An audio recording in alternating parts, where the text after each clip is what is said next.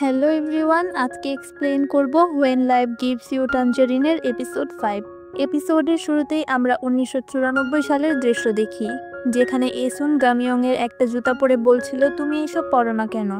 গামিয়ং বলে, এগুলো আমার থেকে আপনার পায়ে বেশি মানিয়েছে। তাছাড়া আপনি বড়লোক কাউকে বিয়ে করেননি কেন? তাহলে আপনিও দামি দামি কাপড় আর জুতা পরতে পারতেন। এসন বলে, কেউ যদি আমায় পাস্টে পাঠিয়ে বড়লোক কাউকে বিয়ে করতে বলে, তাহলে আমি আবারও তোমার আব্বুর সাথেই বিয়ে করব। তখন সেখানে গুয়ানসিকও চলে আসে, যে সাথে করে গামিয়ংয়ের জন্য অনেক পিস নিয়ে এসেছিল। সিন শিফট হয় পাস্টে, যেখানে গুয়ানসিক এসুনকে নিয়ে বাসা ছেড়ে চলে আসার পর ছোট্ট একটা রুম ভাড়া নিয়েছিল। এসুন, গুয়ানসিক আর গামিয়ং খাবার খাচ্ছিল, যেগুলো এসুনের আম্মুর ফ্রেন্ডরা দিয়েছে। তখন সেখানে বাসার ওনার আসে। গুয়ানসিক বলে, আমি মাছ ধরার জব খুঁজছি, জবটা পেয়ে গেলে আমি আপনার ঘর ভাড়া দিয়ে দেব। এসুনও বলে, আমি ফ্রি হয়ে আপনার দোকানের দেখাশোনা করব। ওনার বলে, তোমরা কি আমার সাথে মজা করছো নাকি? অলরেডি কেউ এসে তোমাদের সব ভাড়া দিয়ে 3 মাসের ভাড়া এক্সট্রা দিয়ে গিয়েছে। ওনার খুশি হয়ে কিছু খাবারও দিয়ে যায় আর একটা নোট দেয়, যেটায় ওনার নাম লেখা ছিল, যে তাদের ঘর ভাড়া দিয়েছে। রাতে গুয়ানসিক আর এসুন ভাবছিল তাদের ভাড়া কে দিল। এসুন গুয়ানসিককে জিজ্ঞেস করে, এই হুইজিয়ং নামের মেয়েটাকে, যে আমাদের বাড়ি ভাড়া দিয়ে দিল? গুয়ানসিক বলে, আমি কি করে জানবো? 10 বছর বয়স থেকে তো আমি তোমার পিছে পিছেই ঘুরেছি। আর এভাবেই কয়েক মাস পার হয়ে যায়। এসুন দ্বিতীয়বারের মতো প্রেগনেন্ট হয়ে যায়। এসুনের আম্মুর সব ফ্রেন্ডরা তার সাথে দেখা করতে এসেছে। তারা বলছিল যখন থেকে সে শ্বশুরবাড়ি থেকে আলাদা হয়েছে তখন থেকেই হ্যাপি আছে। তখন আরেকজন এসুনকে বলে, তুমি কি জানো গুয়ানসিক কি কাজ করে আর কার আন্ডারে কাজ করে?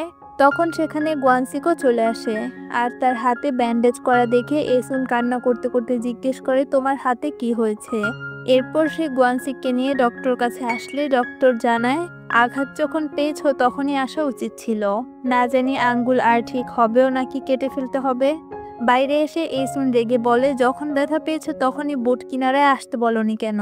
বাসায় সন্ধ্যাবেলা এসুনের আম্মুর আরেকটা ফ্রেন্ড তার হেল্প করে দিচ্ছিল। তখন সে বলে, সমুদ্রের ওই পাশে সাংঘিলের ফ্যামিলির আন্ডারে। এভাবেই আরো কিছুদিন পার হয়ে যায়। আর গুয়ানসিক কাজ করে এসে এতটা ক্লান্ত হয়ে যায় যে খাবার না খেয়েই ঘুমিয়ে যায়। একদিন এসুন গুয়ানসিকের ঘাড়ে ব্যান্ডেজ লাগানো দেখতে পায়। এরপর সে তার হাত পা চেক করে দেখে সব জায়গায় কেটে ছিঁড়ে গিয়েছে। পরের দিন গুয়ানসিক সূর্য ওঠার আগেই কাজের জন্য বের হয়ে যায়, আর এসুন গামিয়ং তাকে পিছন থেকে বাই বলছিল। একদিন এসুন সাংঘিলের বাসায় যায় তার ওয়াইফ ইয়ংরানের সাথে কথা বলতে। ইয়ংরান বলে, এখন গুয়ানসিকের হাতে কি অবস্থা? ওই দিন আমি আমার হাজবেন্ডেরকে অনেক বলেছি, কেউ আঘাত পেলে যেন বোট সবার আগেই ঘুরিয়ে আনা হয়। মিস্টার কিম আর মিস্টার পার্কও বোট ঘোরাতে বলছিল, কিন্তু ওই দিন সমুদ্রের মাছ অনেক দেখা দিয়েছিল, তাই হয়তো উনি একটু লোভে পড়ে গিয়েছিল। কিন্তু গুয়ানসিকেরও অনেক সাহস, সারা রাত সে না থেমেই কাজ করেছে। এসুন ইমোশনাল হয়ে বলে, মানে ওই দিন ক্যাপ্টেন বোট ব্যাগ ঘোরায়নি। আমার হাজবেন্ড ঠিক মতো হাতও নাড়াতে পারে না, প্রতি রাতে ব্যথায় ছটফট করে। ইয়ংরান বলে, আমি আমার হাজবেন্ডকে অনেক রিকোয়েস্ট করেছি যেন সে তোমার হাজবেন্ডকে মারা বন্ধ করে দেয়।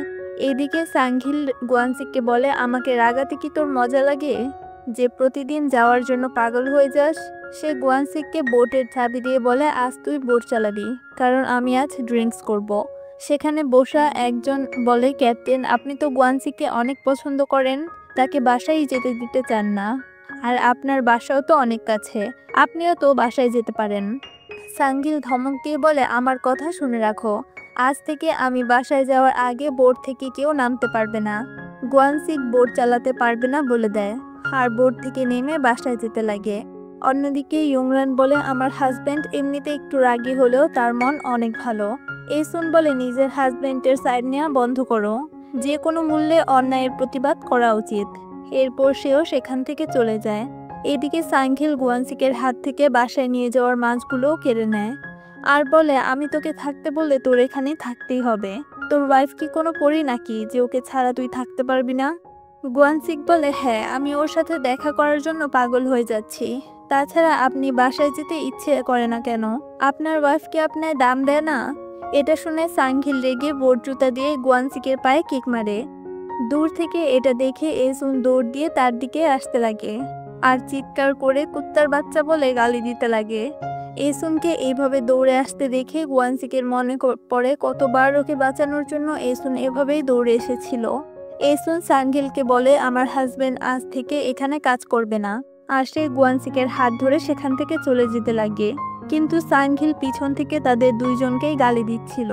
তখন এসুন দৌড়ে এসে সাংঘিলের পায়ে কিক মারে আর বলে এই নে, এটাই তোর প্রাপ্য, আমি তোর মতো খারাপ লোক আজ পর্যন্ত দেখিনি। এরপর রাস্তায় যাওয়ার সময় এসুন কান্না করছিল। পরের দিন একজন এসুনকে বলছিল এখানে বেশিরভাগ ভোট সাংঘিলের, নয়তো সাংঘিলের ফ্যামিলি মেম্বার্সদের, তাই গুয়ানসিকে কেউ কাজ দিবে না। গুয়ানসিকও তখন বাসায় আসে যে আজও কোনো কাজ পায়নি। এসুনের এক আন্টি বলে পাহাড়ের উপর কাজ চলছে, গুয়ানসিককে সেখানে যেতে বলো, কোনো না কোনো কাজ পেয়েই যাবে।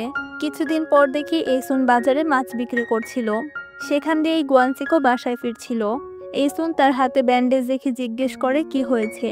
গুয়ানসিক বলে এখন নতুন কাজ শিখছি, তাই একটু ব্যথা পেয়েছি।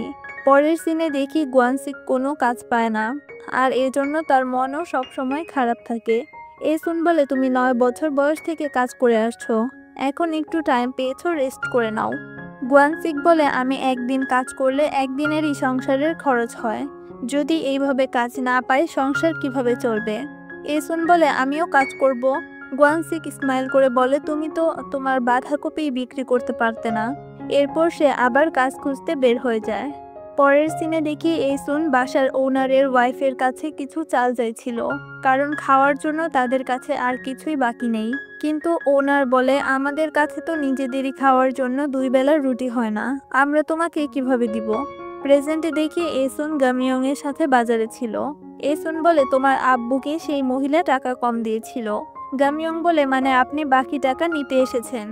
এসুন বলে আমি আগে এমন ছিলাম না, আমি আমার বাঁধাকপি বিক্রি করতে পারতাম না, আমি সব সময় বই দিয়ে নিজের ফেস ঢেকে রাখতাম, কিন্তু আমার বাচ্চাদের জন্য আমি চেঞ্জ হয়ে গিয়েছি।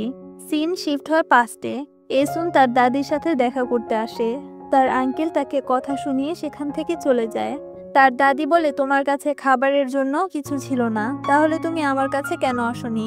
পরের সিনে দেখি এসুন গুয়ানসিক আর গামিয়ংকে নিয়ে শুয়েছিল। তখন সেখানে এসুনের দাদি আসে আর তাকে একটা গোল্ডের রিং দেয় আর অনেকগুলো টাকাও দেয়, আর বলে একটা বোট কিনে নাও, আর সবাইকে বলবে লটারি থেকে টাকা পেয়েছো, এইসব টাকা আমি অনেক কষ্ট করে জমিয়েছিলাম, আর তোমার আম্মুও হয়তো এখন শান্তি পাবে। এখানে একটা পাস্টের সিন দেখানো হয়। ওই দিন রাতে এসুনের আম্মু যখন এসুনের দাদির কাছে এসেছিল, সে তাকে তার সাথে ছবি তোলার জন্য নিয়ে যায়। এসুনের দাদি বলে এটা তো সেই কাপড় যেটা আমি তোমায় বিয়েতেই দিয়েছিলাম। এসুনের আম্মু বলে এটা ছাড়া আমার কাছে আর কোনো ভালো কাপড়ই নেই। এসুনের দাদি তাকে লিপস্টিক লাগিয়ে দিচ্ছিল আর বলে তোমার সন্তানরাও তো তোমার এই ছবিটা দেখবে তুমি মারা যাওয়ার পরে, আর বলে আমিও একটা ছবি তুলবো। এসুনের আম্মু বলে আপনার এখন ছবি তুলতে হবে না, আপনাকে আরো অনেক বছর বাঁচতে হবে। তার দাদি বলে আমার ছেলে মরে গেল আর আমি এখনো বেঁচে আছি। তার আম্মু বলে আমি মরার পরে আপনার ছেলেকে খুঁজে তার সাথেই থাকবো, আর বলে আমার মেয়েটা অনাথ হয়ে যাবে, আমায় ছাড়া তার কেউ নেই, আর আপনি ওকে নিজের মনে করে একটু সাহায্য করে দিয়েন, সে না পেরিয়ে আপনার কাছে আসবে, বারবার না হলেও একবার ওকে সাহায্য করে দিয়েন। সে বলে এসুন আমার নাতনি, আমি সব সময় ওকে সাপোর্ট করব। এরপর সে ছবি তুলে যেটা তার ফিউনারেলে ইউজ করা হয়েছিল। প্রেজেন্টে এসুন কান্না করে বলে আমি এই টাকা নষ্ট হতে দিব না। এরপর গুয়ানসিক সেই টাকায় একটা বোট কিনে নেয়, আর গ্রামের সবাই অনেক খুশি ছিল। গুয়ানসিকের দাদি প্রে করছিল যেন গুয়ানসিককে কখনোই খালি হাতে ফিরতে না হয়। সেখানে এসুনের দাদি আর তার আঙ্কেলও ছিল। সেখানে গুয়ানসিকের আম্মু জোরে জোরে বলছিল আমার ছেলে ক্যাপ্টেন হয়ে গিয়েছে, আমি কত ভাগ্যবতী। তখন এসুন বলে এই বোট আপনি না, আমার দাদি দিয়েছে, মানে এটা আমাদের বংশের বোট, তাই আপনি না আমি ভাগ্যবতী। গুয়ানসিকের আম্মু বলে আচ্ছা ঠিক আছে, আমি না আমার ছেলের বউই ভাগ্যবতী। গুয়ানসিক তো এসুনের দিকে তাকে স্মাইলি করে যাচ্ছিল। গুয়ানসিকের আব্বু বলে এত স্মাইল কেন করছো। গুয়ানসিক বলে কি করব, ও সবার ফেসে স্মাইল নিয়ে আসে। তখন ডান্স করতে করতে এসুনের লেবার পেন শুরু হয়ে যায়। গুয়ানসিক আর তার আম্মু এসুনকে একটা ভ্যানে করে হসপিটালের উদ্দেশ্যে রওনা হয়। সিন শিফট হয় আগস্টের 1974 সালে, যেখানে এসুন আবারও প্রেগন্যান্ট ছিল। গুয়ানসিকের আম্মু আর দাদি এসুনের সাথে দেখা করতে এসেছিল। এখানেই জানানো হয় গোয়ানসিকের ড্যাড এখন আর বেঁচে নেই। এসুন গোয়ানসিকের আম্মুকে রূপার চামচ বানিয়ে দিয়েছে। গোয়ানসিকের আম্মু এসুনকে জিজ্ঞেস করে তুমি কি এখনো বাসায় আসবে না? এতে এসুন বলে আমার হাজবেন্ড সেই বাসায় পা রাখতে মানা করেছে। তখন সেখানে গোয়ানসিকও চলে আসে আর বলে আপনি আবার আমার বউকে কথা শোনাচ্ছিলেন না তো? এসুন বলে আমি তোমায় ক্যাপ্টেন বানিয়ে দিয়েছি, ছেলেও জন্ম দিয়েছি আর ওনাকে রূপার চামচও দিয়ে দিয়েছি। এখন আমি ওনার মনের মতো বউ হয়ে গিয়েছি। গোয়ানসিকের দাদি বলে আমার নাতিন বউ তো আমার ছেলের বউ থেকেও 100 গুণ ভালো। তখন গোয়ানসিকের আম্মু বলে আমার ছেলেও তো আপনার ছেলের থেকে 100 গুণ ভালো। এরপর দেখি গোয়ানসিক তার বাসার ওনারকে অক্টোপাস দিয়ে শুকরিয়া আদায় করছিল। ওনার বলে তুমি নিজের বাড়ি কিনে নিয়েছো, এখন কি এখান থেকে চলে যাবে? আর সে এসুনকে ডেকে বলে তোমার বাচ্চাদেরকে ঘুম থেকে তুলো, আমরা এত খাবার একা খেতে পারবো না। পরের সিনে দেখি গোয়ানসিক আর এসুনের আম্মু যেই বাসায় থাকতো সেখানে দাঁড়িয়ে আছে আর গোয়ানসিক এই বাসাটা কিনে নিয়েছে। গোয়ানসিক বলে তুমি আমায় বলেছিলে না তুমি 6 বছর বয়স থেকে পাহাড় পার করে প্রতিদিন এখানে আসতে তোমার আম্মুর সাথে দেখা করতে, এখন থেকে তুমি এখানেই থাকবে। এসুন কান্না করে বলে আমার কখনোই ঘর ছিল না, কিন্তু এখন এটা আমার বাড়ি। গোয়ানসিক জিজ্ঞেস করে তুমি কি হ্যাপি? এসুন বলে আমি অনেক বেশি হ্যাপি। এরপরের সিনে দেখি গোয়ানসিক এসুনের জন্য একটা নিউ আলমারি নিয়ে আসে। এরপর তারা সবাই আলমারির সামনে বসে ছবি তুলে। এরপর রাতের বেলা এসুন তার আম্মুকে স্বপ্নে দেখে।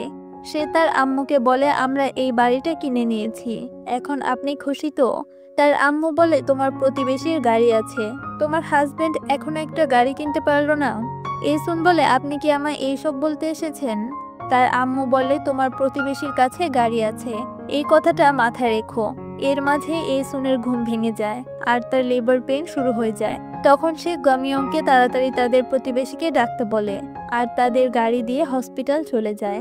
পরের সিনে দেখি এসুনের আম্মু আর দাদি এসুনের সাহায্য করতে লাগে। এসুনের দাদি বলে আমার নাতিন বউ তো আমার বউয়ের থেকে 3 গুণ বেশি ভালো, সে 3টা বাচ্চা জন্ম দিয়েছে আর ডং মিয়ংকে তো তার নানিও দোয়া করে দিয়েছে, ওর ভাগ্য অনেক ভালো হবে। গোয়ানসিকের আম্মু বলে আগে তো বলতে, ওর আম্মু একটা পেতনি। এরপর সিন শিফট হয় যেখানে সাংঘিল আর গ্রামের সব মানুষ প্রেসিডেন্ট চুজ করার জন্য এক হয়েছে। সাংঘিল বলে আমি প্রেসিডেন্ট হব। তখন একজন বলে তুমি প্রেসিডেন্ট হয়ে যাও আর এসুন ভাইস প্রেসিডেন্ট হোক। আরও কয়েকজন বলে হ্যাঁ আমরাও এসুনকে ভোট দিব, কিন্তু সাংঘিল মানা করে দেয় আর বলে আমি ডিসাইড করব কে ভাইস প্রেসিডেন্ট হবে। তখন এসুন বলে আমি ভাবছি এইবার ইলেকশনে দাঁড়াবো, যদি সাংঘিলের মতো লোক প্রেসিডেন্ট হতে পারে তাহলে আমি কেন পারবো না? আর 2 জন ইলেকশনে দাঁড়ালে মানুষও তার পছন্দ মতো ভোট দিতে পারবে। সবাই এটার জন্য রাজিও হয়ে যায়। এতে একজন বলে চুপচাপ এসুনকে ভাইস প্রেসিডেন্ট বানিয়ে দাও, ওর সাথে হেরে গেলে তোমার মান সম্মান শেষ হয়ে যাবে। এতে সাংঘিল এসুনকে ভাইস প্রেসিডেন্ট বানিয়ে দেয় আর এসুন প্রথম মহিলা যে ভাইস প্রেসিডেন্ট হয়। আর এই এপিসোডটা এখানেই শেষ হয়। এক্সপ্লেনেশন ভালো লাগলে অবশ্যই ভিডিওতে একটা লাইক করে দিও। চ্যানেলে নতুন হলে সাবস্ক্রাইব করে পাশে থাকার অনুরোধ রইল। দেখা হচ্ছে পরবর্তী ভিডিওতে, ততক্ষণ ভালো থাকো, আল্লাহ হাফেজ।